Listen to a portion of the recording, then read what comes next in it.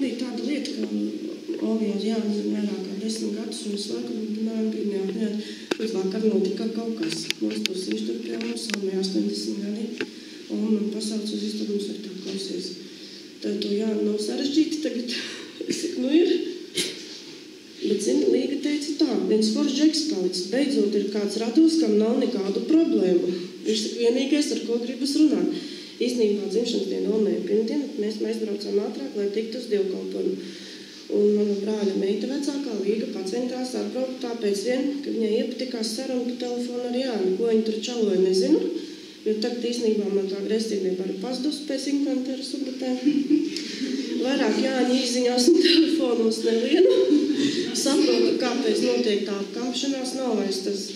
Nu, teikšu tā, draudz, atnāca zinkārības pēc, un lai vairāk tādu zinātu, kā arī atnāk un palūri, kas te notiek.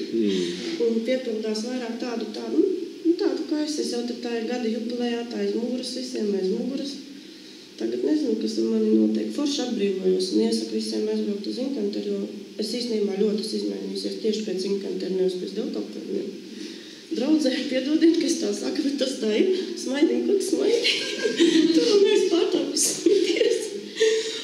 Lai man piedod tās meitenes, kas man tas vanīja, vienlaikam bija Ilona, kas vanīja un caur Jānu vai parunā.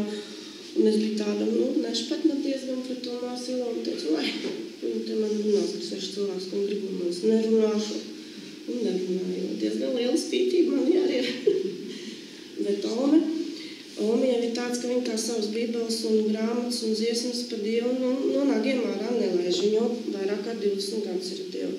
Un neticēsiet viņa Jānītiem. Šeit tev grāmatzīmīt ar Bauskas emblēmiņu, šeit tev dziesmiņas, vai tu kāds tur arī lasi vai nelasi.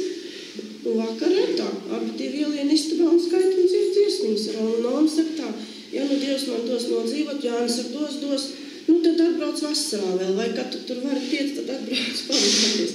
Agrāk ciest nevarēja. Teicu, kur tu tādu ķēmi izdrakt vienā postā?